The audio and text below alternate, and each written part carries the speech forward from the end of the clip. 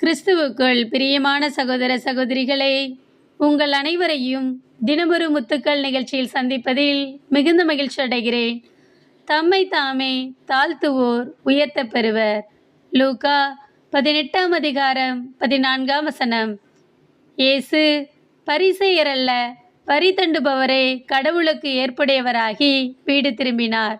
ஏனெனில் தம்மை தாமே உயர்த்துவோர் தாழ்த்த பெறுவர், தம்மை தாமே தாழ்த்துவோர் உயர்த்த பெறுவர் என நான் உங்களுக்கு சொல்கிறேன் என்றார்.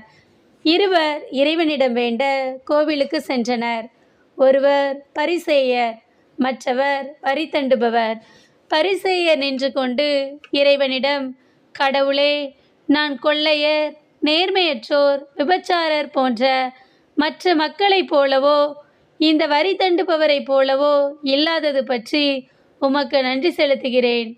வாரத்தில் 2 முறை நோன்பிருக்கிறேன். என் வருவாயில் எல்லாம் 1/10 பங்கை கொடுக்கிறேன்.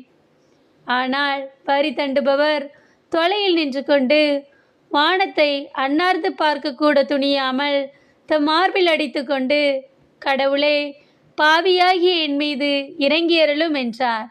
இயேசு கூறுகிறார், பரிசேயர் அல்ல, வரி தண்டுபவரே கடவுளுக்கு ஏற்புடையவராகி வீடு திரும்பினார்.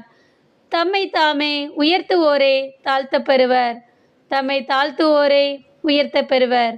அன்பானவர்களே, இன்று நாம் ஒவ்வொருவரும் எப்படி இருக்கிறோம் என்று நம்மையே சற்று சிந்தித்து பார்ப்போம்.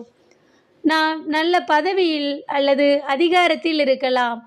அதற்காக மற்றவர்களை தாழ்வாக நினைக்கக்கூடாது. நம்மிடம் எவ்வளவு திறமைகள் இருந்தாலும் நல்ல பண்புகள் இல்லை என்றால் அவை எல்லாம் வீணே. எவ்வளவுதான் நல்லவராக இருந்தாலும் தாழ்ச்சி என்ற குணம் இல்லை என்றால் எல்லாம் குப்பைதான். இன்றே நம்மை இறைவன் முன்னிலையில் தாழ்த்துவோம். இறைவனுக்கு உகந்த வாழ்வு வாழ்வோம். அன்பு இறைவா, நாங்கள் பெருமையினால் உயர்ந்து நிற்காதவாறு எங்களிடம் தாழ்ச்சி என்ற குணம் சிறந்து விளங்க எங்களுக்கு உதவி செய்யும் இறைவா.